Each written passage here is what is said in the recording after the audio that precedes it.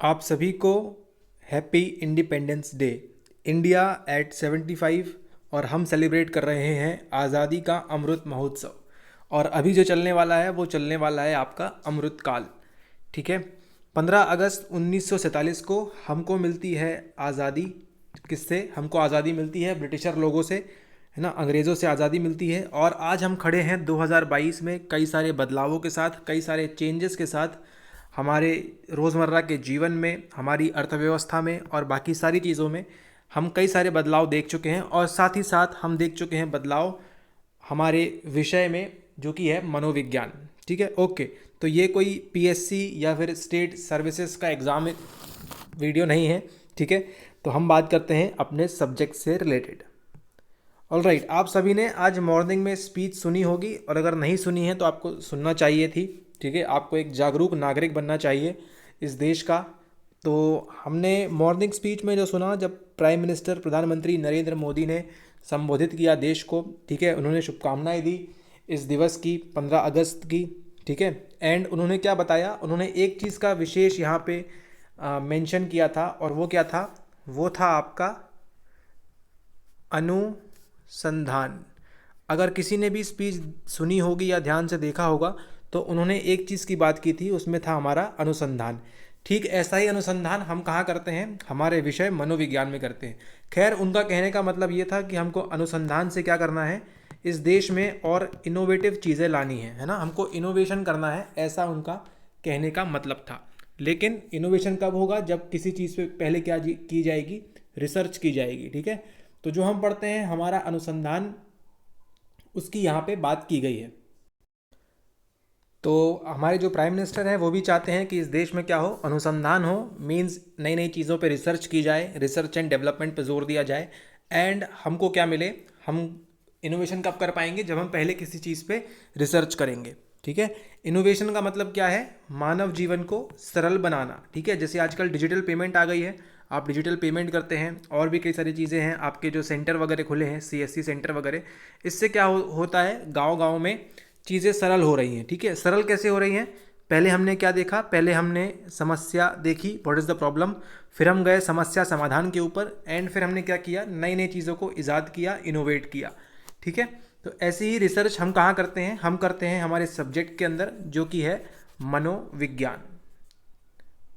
Okay, तो यहाँ पे आप देख रहे हैं ये जो कारीगर हैं, ये क्या कर रहे हैं? यहाँ पे तिरंगा बना रहे हैं। ठीक है, ताकि ये हर जगहों पे पूरे भारतवर्ष में इसको बांटा जाए।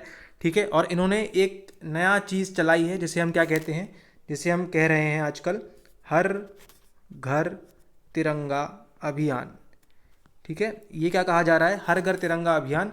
और इसी अभियान के अंतर्गत ये तिरंगे बांटे जा रहे हैं, लोगों को दिए जा रहे हैं, ताकि प्रत्येक व्यक्ति क्या करे? अपने अपने घर के ऊपर, ठीक है, या सामने जहाँ कहीं भी है, बाड़ी में या आंगन में, कहीं पे भी ये तिरंगा को क्या करना है? उसको लगाना है या फिर फहराना है। ठीक है, हर किसी को ये बोला गया है कि आपको करना चाहिए। ठीक है, ओके। तो बीइंग अ साइकोलॉजी स्टूडेंट, एक साइकोलॉजी मनोविज्ञान के स्टूडेंट होने के नाते आपको ये समझना है कि यहाँ पे आपको जो बोला गया है कि आपको अपने घर के ऊपर ये तिरंगा फहराना है। ठीक है, तो अब बात देने की बात यहाँ पे आती है स्टार्टिंग, कि हम क्या पढ़ते हैं अपने फील्ड के अंदर? हम पढ़ते हैं सामाजिक मनोविज्ञान। हम पढ़ते हैं सामाजिक मनोविज्ञान। उसी के अंदर हमको क्या क्या पढ़ना होता है? उसी के अंदर हम पढ़ते हैं एक चीज़ जिसे हम कहते हैं, क्या कहते हैं जिसे? जिसे हम कहते हैं अनुपालन, है ना, यानी कि ओबीडियंस। किसी ने कोई चीज़ कही, उसको मानना। ठीक है, तो ये कहीं भी ऐसा नहीं है कि ये आपका फंडामेंटल राइट है या आपकी फंडामेंटल ड्यूटी है, मूल कर्तव्य या मूल आपके अधिकार हैं। ठीक है, कि आपको झंडा फहराना ही है। ठीक है, और ना ही ये लीगल आपके ऊपर कोई केस कर सकता है। ठीक है, कि आपने क्या करना है? ये झंडा फहराना है। ठीक है, ओके। तो यहाँ पे राष्ट्रवाद और इस सब की बिल्कुल बातें ना हो, जस्ट इसको एक एग्जाम्पल के रूप में समझें आप। ठीक है, कि किस तरह से आपको क्या किया जा रहा है, आपको बोला जा रहा है क्या करने के लिए? ओबीडियंस या फिर ओबीडियंट बनने के लिए आपको फोर्स किया जा रहा है। ठीक है, ये समझने वाली बात यहाँ पे ये है, क्योंकि ओबीडियंस सबसे ज़्यादा हाई, या फिर हम कह सकते हैं सबसे ज़्यादा उच्च कब होता है? जब हमको कौन बोलता है? एक अथॉरिटी बोलती है ना। हमको कौन बोलती है? एक अथॉरिटी बोलती है कि आपको ये चीज़ करनी है। मान लीजिए यहाँ पे प्रधानमंत्री पीएम मोदी ने बोला कि आपको हर घर तिरंगा अभियान के अंतर्गत प्रत्येक व्यक्ति को या फिर प्रत्येक घर के अंदर क्या करना है, हमको तिरंगा फहराना है। ठीक है, ओके। मान के चलते हैं एक हाइपोथेटिकल एग्जांपल कि किसी गांव के अंदर, यहाँ पे एक गांव बसा हुआ है, यहाँ पे छोटे छोटे छोटे छोटे ऐसे यहाँ पे घर बने हुए हैं। ठीक है, ऐसे ऐसे ऐसे ये घर बने हुए हैं। ठीक है, तो मान लीजिए अब देखिए यहाँ पे क्या सिचुएशन क्रिएट होगी। ठीक है, ओके। ये छोटे छोटे जो नीले नीले आपको दिख रहे हैं, ये क्या है, ये आपके घर हैं। अब आपको बोला गया है कि आपको क्या करना है, आपको झंडे लगाना है अपने घर में, तिरंगा लगाना है। ठीक है, इस चीज़ को आपको फॉलो करना है, ये आपको बोला गया है। लेकिन मान लीजिए यहाँ पे किसी में से, मान लीजिए इस वाले घर को एंड इस वाले घर को क्या है, तिरंगा फहराने का मन नहीं है, या उसको मिला नहीं, या जो भी किसी कारणवश क्या होता है, ये डिप्राइव्ड हो जाते हैं। ठीक है, इनके पास तिरंगा नहीं है। ठीक है, मान के चलते हैं हम ये, ओके। तो लेकिन आपको क्या बोला गया है, आपको एक अथॉरिटी ने बोला है, आपको बोला गया है किसी बड़े व्यक्ति ने, ठीक है, जिसकी बात सब मानते हैं इस देश के अंदर। तो उन्होंने क्या कहा है, उन्होंने कहा है कि आपको प्रत्येक घर के अंदर तिरंगा फहराना है। ठीक है, ओके। अब मान लीजिए इनके पास 1 और 2 इनके पास तिरंगा नहीं है। ठीक है, तो क्या ये बताइए, क्या ये मैंडेटरी है कि हर किसी को अपने घर के ऊपर तिरंगा फहराना है? अरे किसी की मर्जी नहीं है, किसी की इच्छा नहीं है तो वो नहीं फहराएगा। लेकिन ऐसा तो नहीं है कि तिरंगा नहीं फहराने से उसकी देशभक्ति कम हो जाएगी, ठीक है, या फिर वो उसके राष्ट्र के प्रति उसका प्रेम कम हो जाएगा, है ना। तो ऐसा बिल्कुल भी नहीं है। लेकिन अब यहाँ देखिए, चूँकि लोग इनकी बात क्यों मान रहे हैं, ठीक है, लोग इनकी बात क्यों मान रहे हैं, क्योंकि ये क्या दी जा रही है, आपको एक आज्ञा दी जा रही है ना, एक ऑर्डर दिया जा रहा है, और इसका क्या करना होगा आपको, इसको ओबीडियंटली इसको फॉलो करना होगा, इसका अनुपालन करना होगा आपको। ठीक है, अगर आप नहीं करेंगे तो क्या होगी चीज़ें, वो आप मनोविज्ञान पढ़ते हैं, आपको मालूम है। ठीक है, ओके। इसी के अंदर हमको क्या देखना है, एक अथॉरिटी ने क्या किया, हमको सामाजिक मनोविज्ञान के अंदर एक अथॉरिटी ने, एक हाई पावर ने हमको क्या बोला कि आपको तिरंगा फहराना है। ठीक है, आपकी इच्छा हो चाहे ना हो, ठीक है, आपको तिरंगा फहराना है, ये उन्होंने ऑर्डर दे दिया। और ये ऐसा नहीं है कि अगर आपने तिरंगा नहीं फहराया तो कोई आके आपके ऊपर लीगल केस कर देगा। ठीक है, ये भी नहीं है बात यहाँ पे। लेकिन चूंकि एक अभियान चलाया जा रहा है कि हर घर तिरंगा हमको लहराना है, इस वजह से इसके अंतर्गत इन्होंने क्या कहा कि आपको ये चीज़ फॉलो करनी है। अब मान लीजिए इसके पास एंड इसके पास क्या है, तिरंगा नहीं है, या ये नहीं फहरा पाया, ओके। एंड बाकी सभी जगहों पे मान लीजिए क्या हो रहा है, बाकी सभी घरों के ऊपर क्या है, यहाँ पे तिरंगा फहराया गया है। ठीक है, तो अब देखिए यहाँ पे ये जो 1 और 2 है, इनके ऊपर क्या डेवलप होगा, ये जो 1 और 2 है, इनके ऊपर क्या यहाँ पे स्थिति आएगी, इनके ऊपर क्या बनेगा, इनके ऊपर बनेगा यहाँ पे पीयर प्रेशर। ठीक है, कि अरे सब लोग ने झंडा फहरा लिया अपने घर पे, हमारे पास ही नहीं है, तो हम ही अलग दिख रहे हैं। ठीक है, जैसा हमने कहाँ पे देखा था, हमने देखा था इसके किसके एग्जाम्पल में, सोलोमन एश के जो हमने कन्फर्मिटी के एग्जाम्पल देखा था। ठीक है, कि 7 लोग अगर गलत चीज़ को गलत बोल रहे हैं तो 8वां जो व्यक्ति है जिसके ऊपर टेस्ट किया जा रहा है, एक्सपेरिमेंट किया जा रहा है, वो भी क्या बोलेगा कि हाँ ये गलत है। ठीक है, मतलब वो क्या करेगा, उनको टोटली फॉलो करेगा। क्यों? क्योंकि वहाँ पे क्या डेवलप हो रहा है, पीयर प्रेशर। ठीक इसी प्रकार का पीयर प्रेशर डेवलप हो रहा है इस अभियान के अंतर्गत भी, कि किसी को नहीं फहराना है तो कोई ज़बरदस्ती वाली बात नहीं है। लेकिन चूँकि हम कहाँ रहते हैं, एक सोसाइटी में रहते हैं, ठीक है, एक समाज के अंदर रहते हैं, तो समाज में मान लीजिए 10 घर हैं, 10 में से 8 लोगों ने तिरंगा फहराया हुआ है एंड 2 लोगों ने नहीं फहराया हुआ है। ठीक है, तो यहाँ पे क्या बनेगा, 8 लोग इसके विपरीत जा सकते हैं कि अच्छा इनको देशभक्ति कम है या राष्ट्र प्रेम इनका कम है।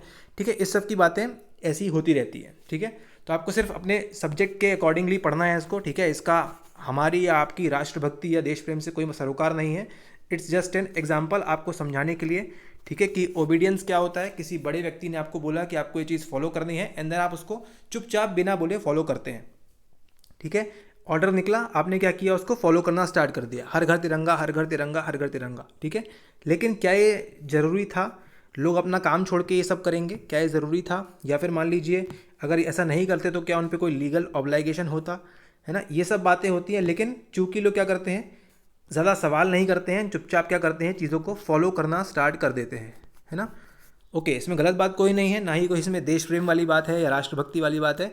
इट्स जस्ट एन एग्जाम्पल, किसी ने बोला एंड हमने उसको फॉलो करना स्टार्ट कर दिया। ठीक है, ओके। तो ये था आपको समझने की बात यहाँ पे कि किस तरह से, और पीयर प्रेशर भी आपने देखा कि 10 में से 8 घरों में अगर झंडा है और 2 घरों में झंडा नहीं है, तो वहाँ पे किसी प्रकार का प्रेशर या निर्माण हो सकता है, या कुछ लोग आस पड़ोस के आपको फोर्स भी कर सकते हैं। ठीक है, कि आपने झंडा क्यों नहीं लगाया, एंड आपको क्या करेंगे, वो गलत निगाहों से भी देख सकते हैं या फिर इस तरह की चीज़ें आपके साथ हो सकती हैं, और ऐसा होता भी है। ठीक है, इस बात का आप ध्यान रखें। आपके साथ भी अगर घटा हुआ होगा तो आप समझ रहे हैं कि यहाँ पे किस चीज़ की बात हो रही है। ठीक है, ओके। इसलिए हम कहे जाते हैं मनोविज्ञान के होनहार स्टूडेंट्स, क्योंकि हमको क्या करना है, रियल लाइफ में से हमको क्या उठाना है, एग्जाम्पल्स उठाने हैं। Alright, okay. ऐसा ही हम एक एग्जाम्पल उठाते हैं और चलते हैं नेक्स्ट साइड के ऊपर।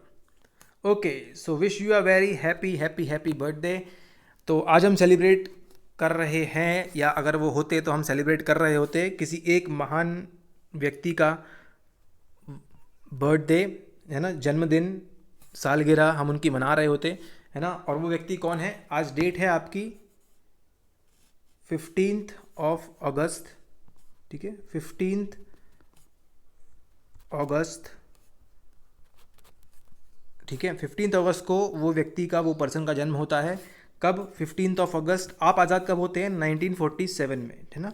ठीक उसी के कुछ वर्ष पूर्व आपके 1933 में सेम तारीख को 15 अगस्त को एक व्यक्ति का जन्म होता है जिसने साइकोलॉजी में एक्सपेरिमेंट किए, है ना। मेनली किसकी बात करते हैं वो?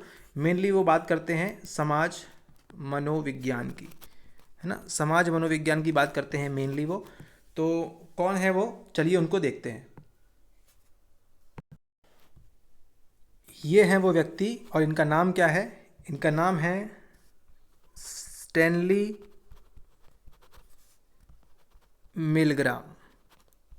क्या नाम है इनका? Stanley Milgram. ठीक है, इसी से आपको याद आ जाएगा मिलग्राम का वो फेमस एक्सपेरिमेंट, जहाँ पे वो किसकी बात करते हैं? वहाँ पे वो बात करते हैं आपके ओबीडियंस की। ठीक है ना। तो हम जो पढ़ते हैं आज्ञा का अनुपालन या फिर आज्ञाकारिता, है ना, आज्ञा का अनुपालन, वो एक्सपेरिमेंट किन्होंने किया था सबसे पहले और पूरे विश्व को झकझोर के रख दिया था? वो थे कौन? Mister Stanley Milgram. ठीक है, तो आपने सुना होगा मिलग्राम का वो फेमस एक्सपेरिमेंट, और ये वही मिलग्राम है जिनका जन्म कब होता है? जब आप आज़ाद होते हैं 15 अगस्त 1947 को। सेम उसी तारीख को इनका भी जन्मदिन आता है। इस बात को आप ध्यान रखें, और इसलिए ये लेक्चर आपके जीवन में आज से हो जाएगा बहुत ही खास, क्योंकि आपको जैसे ही 15 अगस्त याद आएगा कि आप आज़ाद हुए थे, वैसे ही आपको याद आएगा कि 15 अगस्त को एक और व्यक्ति हैं जो आप मनोविज्ञान के विषय में आप अपनी पढ़ाई करते हैं, वहीं पे एक व्यक्ति आते हैं स्टैनली मिलग्राम, जिन्होंने बताया ओबीडियंस के बारे में। ठीक है, कि हम आज्ञा का पालन क्यों करते हैं। ठीक है, क्योंकि वहाँ भी क्या था, उस एक्सपेरिमेंट के अंदर एक अथॉरिटी थी। ठीक है, तो उसी एग्जाम्पल को हमने रिलेट किया यहाँ पे हर घर तिरंगा अभियान से, कि एक अथॉरिटी ने बोला कि आपको ये करना है, and then you are following it. ठीक है, आप बिना किसी सवाल किए, बिना किसी उस चीज़ को पूछे हुए कि ऐसा करना ज़रूरी है या नहीं है, ठीक है, आप क्या कर रहे हैं, चुपचाप उस चीज़ को फॉलो कर रहे हैं। ठीक है, तो वैसा ही एक्सपेरिमेंट किया था किसने? स्टैनली मिलग्राम ने। ओके, तो ये देखिए इनकी कुछ तस्वीरें, ये हैं मिस्टर स्टैनली मिलग्राम, और ये जो आप देख रहे हैं ये क्या है? ये है वो डिवाइस जिसकी बदौलत वो क्या करते थे, यहाँ पे दिखा है आपको, शॉक देना है। ठीक है, इसकी वजह से वो शॉक दिया करते थे जिनके ऊपर जो सब्जेक्ट थे उनको। ठीक है, ओके, एक शॉक देने वाला था एंड दूसरा जो शॉक रिसीव कर रहे थे वो। लेकिन ओरिजिनली क्या हो रहा था, जो दूसरा व्यक्ति था जिसको शॉक मिलना चाहिए था रियली, बट उसको कोई भी शॉक नहीं दिया गया था। ठीक है, इस बात का आप ध्यान रखें। ओके, तो ये हैं आपके स्टैनली मिलग्राम 15 अगस्त। ठीक है, तो आई डोंट थिंक कि आज के बाद आप जीवन में कभी भूलेंगे कि स्टैनली मिलग्राम कौन थे, उनका एक्सपेरिमेंट किस पे काम करता है, आपके अनुपालन पे या फिर आज्ञाकारिता के ऊपर काम करता है। ठीक है, कि हम ओबीडियंट रहते हैं कुछ विशेष लोगों के लिए, है ना, या फिर हमको कोई अगर कमांड देता है तो हम क्या रहते हैं, उनके लिए ओबीडियंट रहते हैं। ओके, यहाँ पे हो रही है पब्लिक अनाउंसमेंट। क्या बोल रहे हैं यहाँ पे? We will pay you $4 for 1 hour of your time. ठीक है, तो यहाँ पे इन्होंने क्या किया, ये किसके द्वारा किया गया था? Stanley Milgram, Department of Psychology, Yale University. ठीक है, यहाँ पे इन्होंने क्या दिया था, ये वाला पेपर में इन्होंने नोटिस दिया कि आपको $4 दिए जाएंगे अगर आप हमको अपने जीवन का 1 घंटा देते हैं। ठीक है, तो आप मान के चलिए ये समय कब था? ये समय था आपके 1961 में। ठीक है, आप सोच के चलिए, आज डॉलर ₹1, मतलब $1 कितना महंगा है, तो उस समय सोचिए कितना था वो, $4 थे। मतलब अगर आज के हिसाब से करें तो कम से कम 8 4 32, 320 या 400 रुपये लगभग इस प्रकार की कॉस्टिंग आती थी 1961 के टाइम। ठीक है, तो आप सोच के चलिए, अगर आपको 1 घंटे में 350 से 400 रुपये मिल रहे हैं तो कौन वो काम नहीं करना चाहेगा। ठीक है, तो यहाँ पे उन्होंने क्या दिया ऐड में कि persons need for a study of memory. उन्होंने क्या बताया कि हमको मेमोरी, यानी कि जो आपकी स्मृति है, इसके बारे में हमको अध्ययन करना है। ठीक है, उसके लिए हमको लोग चाहिए। कौन कौन हो सकते हैं वहाँ पे? फैक्ट्री वर्कर्स, है ना, क्लर्क हो सकते हैं, लेबर हो सकती है, नाई बार्बर हो सकते हैं, टेलीफोन वर्कर, है ना, और इनकी एज कितनी होनी चाहिए? 20 से 50 वर्ष के बीच में। ठीक है, ओके। तो ऐसा आपको क्या करना है? सबमिट करना है यहाँ पे जाके, एंड देन इस यूनिवर्सिटी में आपको जाके मिलना है। तो ऐसा उन्होंने पेपर में ऐड दिया। ठीक, किसने? मिस्टर स्टैनली मिलग्राम ने पेपर में ऐड दिया। देन क्या होता है, जिनको भी $4 की लालच थी या जिनको भी अच्छा लगता था इस प्रकार के प्रयोग में, एक्सपेरिमेंट में शामिल होना, तो उन्होंने क्या किया? अपना नाम यहाँ पे सबमिट किया, एंड देन उनको एक्सपेरिमेंट डे के दिन बुलाया गया। उनको वहाँ पे बुलाया गया, बिठाया गया, बताया गया क्या क्या चीज़ें होंगी, आपको किस तरह से मेमोरी का टेस्ट लेना है, आपको किस तरह से, ये सब चीज़ें उन्होंने बताई वहाँ पे। अपने जो प्रयोज्य थे उनको, है ना, जिसके ऊपर सब्जेक्ट थे उनके, उनको उन्होंने ये सब चीज़ें बताई। ठीक है, तो इस प्रकार का ऐड देते हैं कोई भी एक्सपेरिमेंट से पहले। ठीक इसी प्रकार का एक्सपेरिमेंट डॉक्टर फिलिप जिम्बार्डो ने भी दिया था। ठीक है, okay. In Milgram's basic paradigm, a subject walks into a laboratory believing that they are about to take part in a study of memory.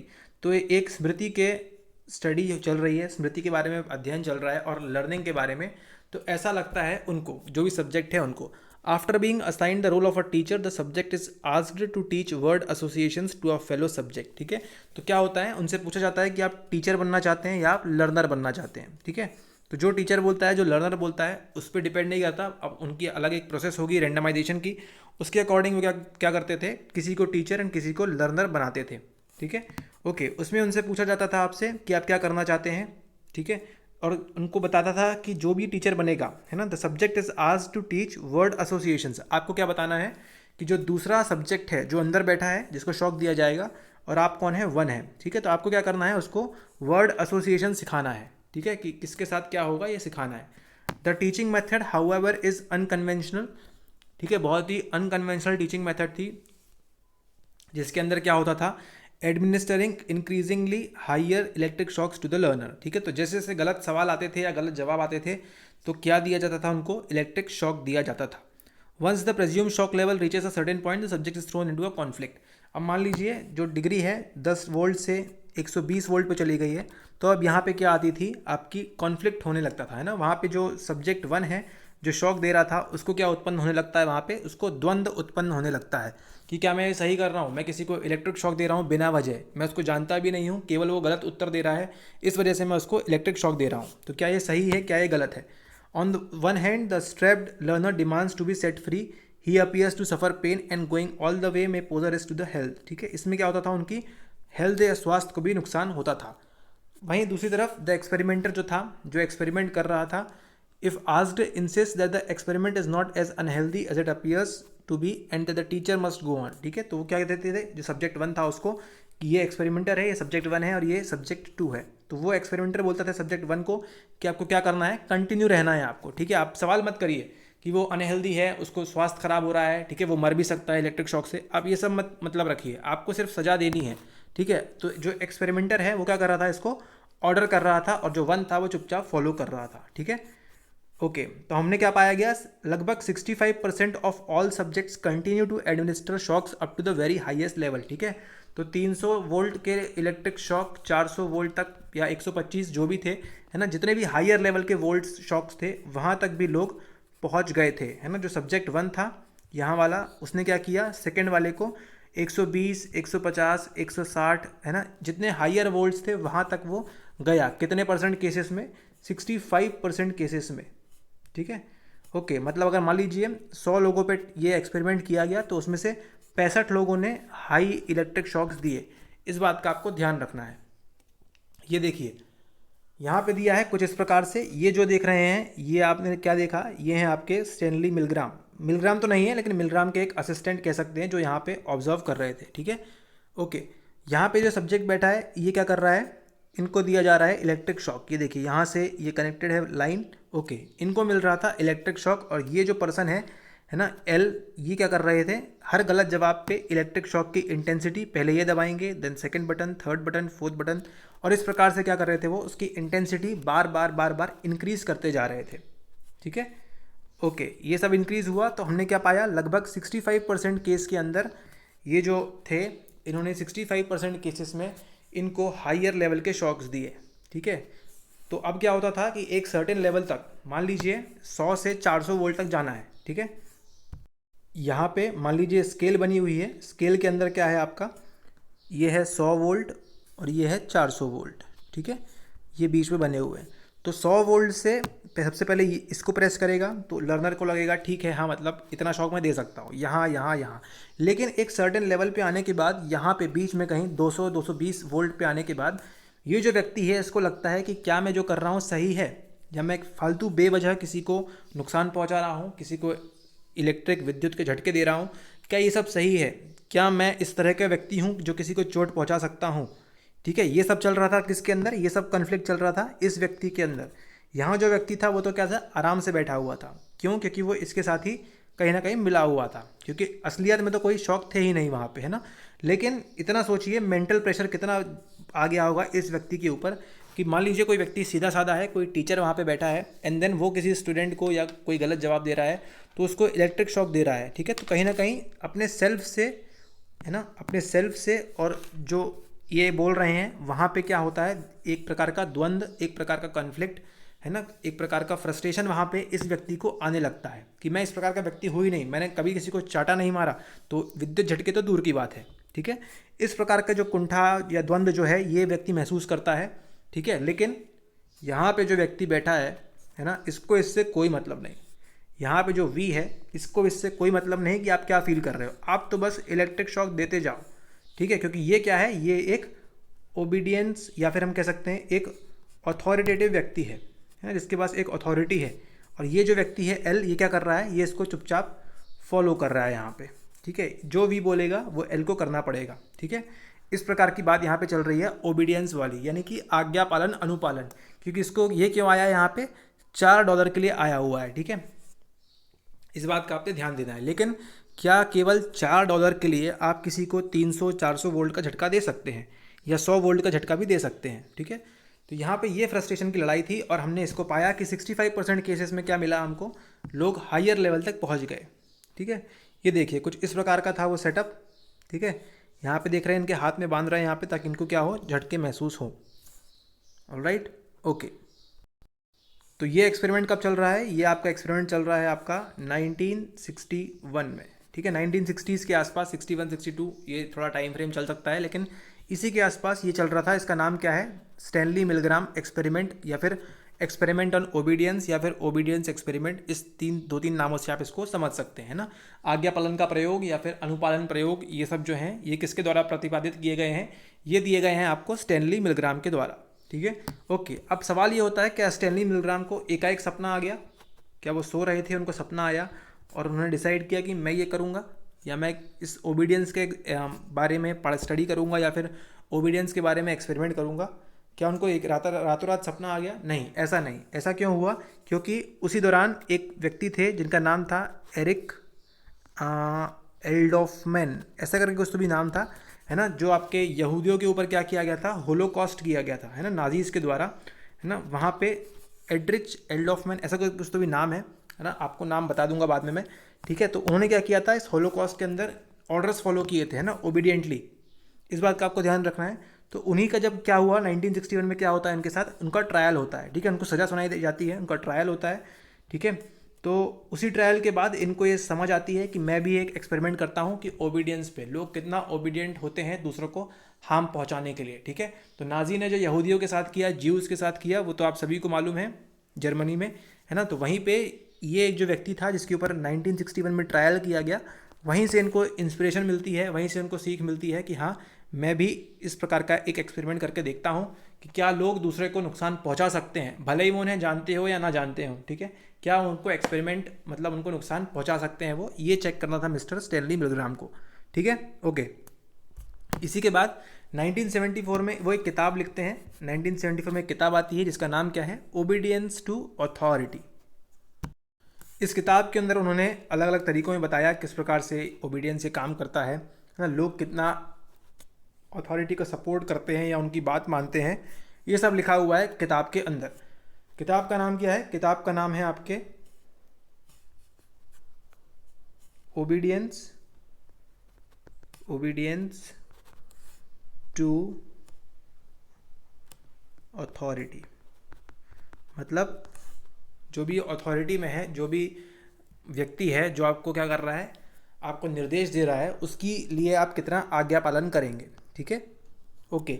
तो जैसे मान के चलिए स्कूल में कभी आप गए होंगे, तो वहाँ पे क्या होता था, एक टीचर होता था, टीचर बोलता था आपको कि चुपचाप बैठिए, तो आप चुपचाप बैठते थे। ठीक है, आप लाइन में चलिए, लाइन में चलते थे। हाँ, बशर्ते वो आपके भलाई के लिए, अच्छे के लिए बोलते थे, लेकिन फिर भी अथॉरिटी तो अथॉरिटी है। ठीक है, आप उनको फॉलो कर रहे हैं चुपचाप, है ना, बिना कोई सवाल किए। ठीक है, ओके। मान के चलिए सेम एग्जांपल इसका ये भी है कि आपने क्या किया, आपको कोई डाउट आया। ठीक है, आपको कोई डाउट आया, आपने क्लास में पूछा डाउट, कहाँ पे, अपने स्कूल में, अपने कॉलेज में, एंड देन जो टीचर है वो क्या बोलते हैं कि आपका सवाल क्या है, आपका, आप सवाल बहुत करते हैं, आप चुपचाप बैठ जाइए। ठीक है, तो आप ये नहीं बोलेंगे कि सर मेरा डाउट आप बताइए। ठीक है, आप चुपचाप बैठ जाएंगे। क्यों? क्योंकि वहाँ पे वो अथॉरिटी है ना, इस बात का आपको ध्यान रखना है। और हम ये सब किसके अंदर पढ़ रहे हैं, ये सब हम पढ़ रहे हैं समाज मनोविज्ञान के अंदर। ठीक है, तो ये आपके यूजीसी नेट के लिए हाईली इंपॉर्टेंट है। और आपके पीजीटी एंड साइकोलॉजी एग्जाम के लिए, जहाँ भी आप समाज मनोविज्ञान पढ़ेंगे, मिस्टर स्टैनली मिलग्राम को आप जीवन में नहीं भूलेंगे। All right, okay. तो इसी में उन्होंने बताया दो विशेष चीज़ें जो क्या थी, इस एक्सपेरिमेंट के बाद उनको मालूम पड़ी। The first was the extra ordinary strength of the obedience. ठीक है, तो आज्ञा पालन की जो स्ट्रेंथ थी उनके बारे में उन्होंने बताया कि बहुत ज़्यादा है। लोग अथॉरिटी को इतना ज़्यादा अनुपालन करते हैं कि वो बिना किसी सोचे समझे क्या करेंगे, दूसरे को नुकसान भी पहुंचा सकते हैं। ठीक है, the second was the tension such experiment brought to participants. ठीक है, इसके बाद क्या होता है, जो पार्टिसिपेंट हैं जो शॉक दे रहे थे, है ना, उनके जो दिमाग में, अभी हमने देखा इस इमेज के अंदर कि किस प्रकार से फ्रस्ट्रेशन होती है। ठीक है, इनको यहाँ पे फ्रस्ट्रेशन होती है, सेम उसी फ्रस्ट्रेशन, उसी कुंठा की बात कर रहे हैं, द्वंद्व की बात कर रहे हैं, है ना, जो उनके इस एक्सपेरिमेंट ने लाया किसके अंदर, पार्टिसिपेंट्स के अंदर। ठीक है, तो ऐसा ही उन्होंने ये सब चीज़ें मेंशन की हैं कब, अपनी किताब के अंदर, ओबीडियंस टू अथॉरिटी, एक 1974 में जो किताब आई थी उनकी, उसमें। ओके, क्या यहीं पे बात खत्म होती है? नहीं, स्टैनली मिलग्राम व्यक्ति बहुत ज़्यादा इन्होंने एक्सपेरिमेंट किए। एक और एक्सपेरिमेंट किया जिसका नाम था लॉस्ट लेटर एक्सपेरिमेंट। इस लॉस्ट लेटर एक्सपेरिमेंट का मेन उद्देश्य ये था कि जो स्ट्रेंजर होते हैं, है ना, स्ट्रेंजर जो होते हैं, स्ट्रेंजर थिंग्स वाले नहीं, वो तो 4th सीजन आ चुका है। जो स्ट्रेंजर होते हैं, जो कौन होते हैं, अननोन पर्सन्स होते हैं, जिसे हम क्या कहते हैं कि स्ट्रेंजरों से, अनजान व्यक्तियों से, है ना, अनजान व्यक्तियों से खाने पीने की वस्तु का सेवन ना करें, है ना, ऐसी चीज़ में जहरीली दवा हो सकती है। ओके, ठीक है, तो वहीं जो स्ट्रेंजर हैं, जो अनजान व्यक्ति है, उनके बारे में एक्सपेरिमेंट करना चाह रहे थे Mister Stanley Milgram lost letter experiment के द्वारा। इसमें उन्होंने क्या किया, उन्होंने मान लीजिए एक लेटर था, है ना, उन्होंने एक लेटर लिखा, किसको, मान के चलते हैं एक लेटर लिखा यूजीसी को। ठीक है, और जो भी नेट की पढ़ाई कर रहे हैं या फिर जो भी हैं, वो उनसे संबंधित कोई व्यक्ति यहाँ पे बैठे हुए हैं, वहाँ पे जाके उन्होंने क्या कर दिया, लेटर ड्रॉप कर दिया। ठीक है, अब ये लेटर किसको था, यूजीसी को था। उसमें सब मेंशन था, किसका नाम है, किसको जाना है, कौन इसका अथॉरिटी, मतलब किसको ये सेंड होना चाहिए, किसके भेजे जा रहे हैं ये लेटर्स। ठीक है, तो मान के चलिए उन्होंने यहाँ पर ये लेटर रख दिया। ठीक है, तो अब उनको देखना था कि क्या यहाँ पे जो अनजान व्यक्ति है, जो स्ट्रेंजर है, और हाँ, ये जो है पर्सन ए और ये पर्सन बी, ये एक दूसरे को नहीं जानते, केवल उन्होंने ये लेटर छोड़ दिया। ठीक है, तो क्या ये लेटर जो है ये जाके पोस्ट करेंगे, यूजीसी को नहीं, किसी लेटर बॉक्स में जाके क्या ये लेटर पोस्ट करेंगे? यही था उनका लॉस्ट लेटर का एक्सपेरिमेंट। ठीक है, कि अनजान व्यक्ति किस प्रकार से मदद करते हैं या नहीं करते हैं। ठीक है, ओके, ये तो पहला पार्ट था, लेकिन दूसरा पार्ट क्या था, मान लीजिए सेम लेटर अगर गया होता, अगर मान के चलिए आप ही कोई लेटर मिला होता, तो आप शायद आप शायद 90%, सॉरी 80% आप क्या करते, इसको पोस्ट कर देते। अगर आप यूएस में होते तो, इंडिया में तो छोड़ ही दीजिए, इंडिया में लोग खुद का लेटर पोस्ट करने का टाइम नहीं है, तो दूसरे का तो दूर की बात है। ठीक है, ओके, बट फिर भी हम मान के चलते हैं अगर आप यूएस में होते तो आप यूजीसी को शायद ये लेटर पोस्ट कर देते। ठीक है, लेकिन मान के चलिए यहीं पे ये जो लेटर था, सेम लेटर, अब ये कहाँ जाता, ये जाने वाला है ISIS को। ठीक है, ISI क्या बोलते हैं, वो जो संगठन होते हैं, आतंकवादी संगठन, ISIS को जाना है, या फिर मान लीजिए ये सब ओसामा बिन लादेन को जाना है। ठीक है, तो क्या आप ये लेटर पोस्ट करेंगे? भले ही आपका खुद का क्यों ना हो, या चाहे आपके अनजान व्यक्ति का क्यों ना हो, आप इसको पोस्ट नहीं करेंगे। ठीक है, यही चीज़ उन्होंने चेक की, किसके द्वारा, ये चीज़ उन्होंने चेक करी लॉस्ट लेटर एक्सपेरिमेंट के द्वारा। ठीक है, कि अनजान लोग कितना पोस्ट करेंगे, और संगठन जो ऑर्गेनाइजेशन है वहाँ भी उन्होंने महत्वपूर्ण रोल प्ले किया कि किस प्रकार की ऑर्गेनाइजेशन है ना। अगर एक अच्छी पॉजिटिव है तो वहाँ पे परसेंटेज ज़्यादा है कि उसको लेटर जो है पोस्ट होगा। लेकिन मान लीजिए वहीं पे अगर क्या है, संगठन अगर नेगेटिव है तो वहाँ पे चांसेस क्या है, लेस है ना, कि यहाँ पे आप उनका लेटर पोस्ट करेंगे। ठीक है, ओके। तो ये था उनका स्टैनली मिलग्राम का दूसरा एक्सपेरिमेंट जो है लॉस्ट लेटर एक्सपेरिमेंट। अभी तक आपने कौन कौन सा देख लिया है? पहला आपने देखा ओबीडियंस एक्सपेरिमेंट, है ना, अनुपालन, आज्ञा अनुपालन का प्रयोग। दूसरा आपने कौन सा देखा? Lost letter experiment. ठीक है, घुमा हुआ खत का प्रयोग। ओके, इसके बाद उन्होंने एक और किया जिसमें उनका नाम था स्मॉल वर्ल्ड फेनामेना। ठीक है, स्मॉल वर्ल्ड फेनामेना नाम से उन्होंने एक और एक्सपेरिमेंट किया, मतलब एक्सपेरिमेंट नंबर 3। आप देख रहे हैं कितना उन्होंने सोशल साइकोलॉजी में काम किया। Okay, the small world experiment aimed to determine the probability that two individuals chosen at random would know one another. मान के चलिए आप हैं ए एंड दूसरा पर्सन है बी। ठीक है, तो इन दोनों को क्या क्या चूज़ किया? रैंडमली चूज़ किया है। लेकिन क्या था कि प्रोबेबिलिटी क्या है कि ए और बी एक दूसरे को जानते होंगे।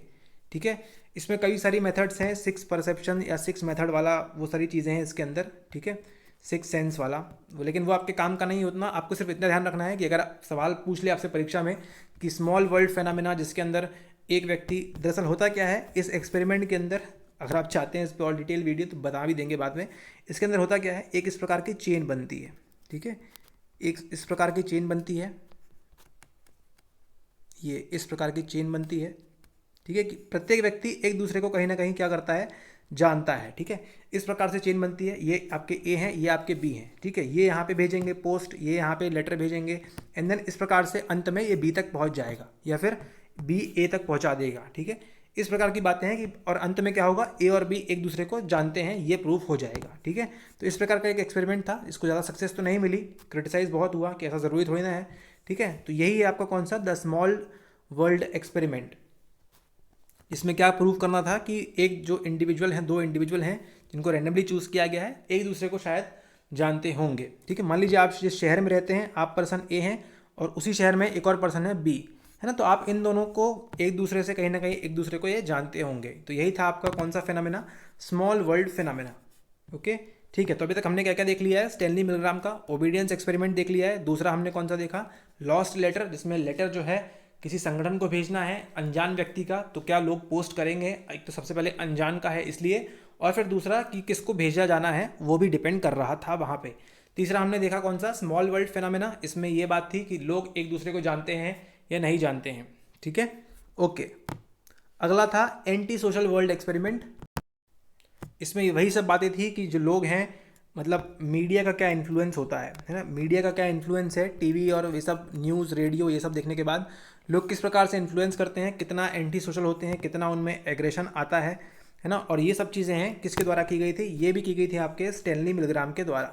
ठीक है, तो आप मान के चलिए 1961 से आते आते आते आते वो क्या कर रहे थे, ये सारे एक्सपेरिमेंट कर रहे थे, है ना। आपका ओबीडियंस का लेटर वाला सोशल फेनामिना, ये small world phenomena, and then anti social world experiment. इसमें क्या किया उन्होंने कि मीडिया का क्या प्रभाव पड़ता है आपको एंटी सोशल बनाने के लिए। ठीक है, जैसे आज टिकटॉक और ये सब चीज़ें आपको MX टकाटक ये सब क्या कर रहा है, आपको एंटी सोशल बना रहा है। आप एक दूसरे से बात करना पसंद नहीं करते, लेकिन कहीं पर आप जाके क्या क्या करते हैं, आप शादी पार्टियों में जाके रूल्स बोल रहा हूँ सॉरी, आप रील्स बनाते हैं दूल्हा दुल्हन के साथ। ठीक है, जबकि दूल्हा दुल्हन का वो दिन में, मतलब वो ऐसा दिन है कि उनके जीवन में कभी नहीं आएगा, और आप जाके क्या कर रहे हैं वहाँ पे, एंटी सोशल हो जा रहे हैं। उनको बधाई देने के बजाय क्या बोल रहे हैं आप, चलिए एक गाने पे रील बनाते हैं। ठीक है, ओके। तो इसी प्रकार का उन्होंने एंटी सोशल एक्सपेरिमेंट किया बच्चों के ऊपर और कई सारे लोगों के ऊपर कि किस प्रकार से हम एंटी सोशल होते हैं। ठीक है, ये भी आपके कम इंपॉर्टेंट है, इतना ध्यान रखिए। स्टार्टिंग के 1-2 काफ़ी ज़्यादा इंपॉर्टेंट है, और मान के चलिए अगर ये आपके परीक्षा में कभी दिख गया ये खतरनाक सा वर्ड, तो समझ जाइए वहाँ पे किसकी एंट्री हो गई है, मिस्टर स्टैनली मिलग्राम की।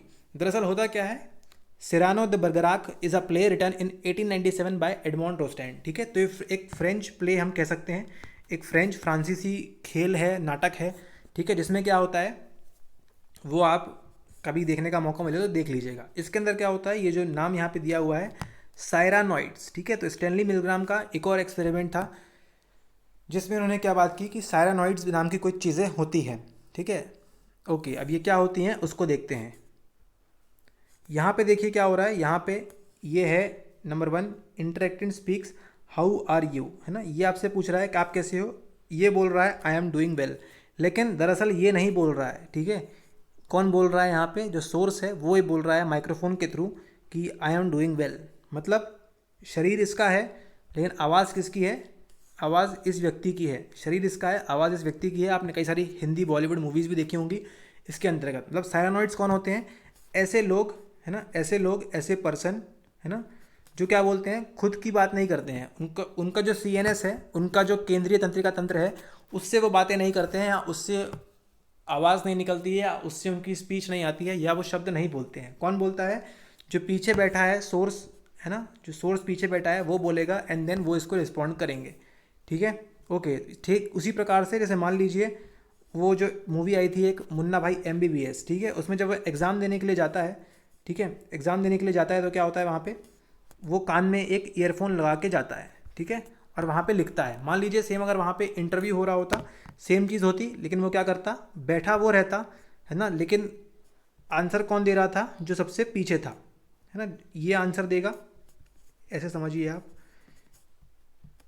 ये है ए जो आंसर देगा, ठीक है, ये है आपका मुन्ना भाई जो वहाँ बैठा है, और ये है इंटरव्यूअर, ठीक है। तो ये मुन्ना भाई और इनके बीच क्या चल रहा है? इंटरव्यू चल रहा है, ठीक है। 2 और 3 के बीच में क्या हो रहा है? आपका इंटरव्यू हो रहा है 2 और 3 के बीच में, है ना। लेकिन क्या मुन्ना भाई को इतने सारे मेडिकल के टर्म्स और ये सब चीज़ें पता थी? नहीं। तो क्या करेगा वो मुन्ना भाई? क्या बन जाएगा? एक प्रकार का यहाँ पे सायरानॉइड्स बन जाएगा, है ना। मुन्ना भाई बैठा, भले ही मुन्ना भाई है, लेकिन जुबान किसकी चलेगी वहाँ पे? मिस्टर ए की, है ना। ए बताएगा कि क्या जवाब देना है इंटरव्यूअर को, और अंत में क्या होगा? इंटरव्यूअर जो बोलेगा कि हाँ आप पास हो गए, आपने जो भी बताया सही बताया।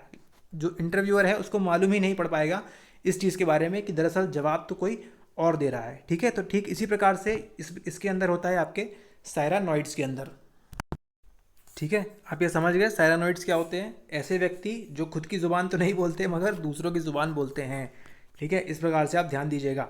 अगर मान लीजिए नेट वगैरह में सवाल आ जाएगा व्हाट आर सायरानॉइड्स, या सायरानॉइड्स का एक्सपेरिमेंट किसका था एंड ऑल दैट, तो आप स्टेनली मिलग्राम को आंख बंद करके टिक कर सकते हैं। Alright, okay. तो ये है कुछ इस प्रकार का एग्जाम्पल है, ठीक है, ओके। और ठीक है, इसी के साथ ये बोल रहे हैं यहाँ पे, ये जो मिस्टर हैं ये बोल रहे हैं कि हम आने वाले हैं नेक्स्ट मंथ। अच्छा, नेक्स्ट मंथ आने वाले हैं मतलब 14 सितंबर को, ठीक है, ओके। तब तक के लिए डरने का नहीं है, ऐसा ये कह रहे हैं मिस्टर, ये आने वाले हैं, ओके। एंड देन इन्होंने जो किताबें लिखी स्टैनली मिलग्राम ने, कौन सी? Obedience to authority and experimental view, 1974 आपको बताया था। एंड देन एक और लिखी जिसका नाम था the individual in a social world, essays and experiments, ठीक है। एक इंडिविजुअल सोशल वर्ल्ड में किस प्रकार से रहेगा, उस पर ऐसे और एक्सपेरिमेंट बताए 1977 में। साथ ही साथ इन्होंने कुछ पिक्चर भी प्रोड्यूस की, एक थी ओबीडियंस 1965 में, and the city and the self 1972 में, ठीक है। इसी के साथ साथ उन्होंने क्या किया, ह्यूमन बिहेवियर के बारे में कई सारी चीज़ें जानने की कोशिश की इन अर्बन सेटिंग। ये किसके मेंबर थे? American association for advancement of science के मेंबर भी थे, and American academy of art and science and APA के मेंबर भी थे, ठीक है, ओके। तो इतना ही था आपका स्टैनली मिलग्राम के बारे में, है ना। स्टैनली मिलग्राम ने कब पैदा हुए से लेके आप कब उनकी मतलब ये सब चीज़ें ख़त्म हुई वहाँ तक हमने बात कर ली है, ठीक है। तो क्या क्या चीज़ें उन्होंने बताई, कौन कौन से एक्सपेरिमेंट थे, मेनली किस पे ध्यान था उनका, सोशल साइकोलॉजी पे ध्यान था, एंड हमारा किस प्रकार का बिहेवियर होता है उसके बारे में, ठीक है, ओके। नेक्स्ट वीडियो में मिलेंगे हम, तो बात करेंगे ये मिस्टर की, है ना, जो हमने बात की तिरंगा वाला एग्जाम्पल में, जो हम क्या डेवलप कर रहे हैं, पीयर प्रेशर जो हमारे ऊपर डेवलप हो रहा है उसके बारे में बात करेंगे हम, ठीक है। कि हमारे घर में झंडा नहीं है लेकिन बाकी 5 लोगों के घर में झंडा है, तो हम पे क्या बन रहा है? प्रेशर बन रहा है, और शायद हम भी झंडा जाके बाजार से खरीद लाएं और घर के अंदर लगा लें, ठीक है। तो ये जो पीयर प्रेशर की बात करते हैं वो बात करते हैं ये मिस्टर, इनके बारे में बात करेंगे हम नेक्स्ट मंथ में, ठीक है, ओके। तो जो तिरंगा वाला एग्जाम्पल है उसको just as a example treat करें, ठीक है। देशभक्ति, राष्ट्रभक्ति आप अपने पास रखें और दूसरों को भी बताएं, ठीक है, ओके। एंड मिलते हैं आपसे नेक्स्ट वीडियो में। आई होप आपको ये वीडियो अच्छा लगा हो, ठीक है। अच्छा लगा हो तो एक लाइक कर दीजिए और दूसरों के साथ शेयर कर दीजिए अगर कहीं ज़्यादा आपको लगता है नॉलेज अच्छी है, ठीक है। एंड सब्सक्राइब तो कर ही दिया होगा अभी तक, भूलने की ज़रूरत नहीं है, बट फिर भी still, alright, okay. Thank you very much, have a nice day ahead, take care, period.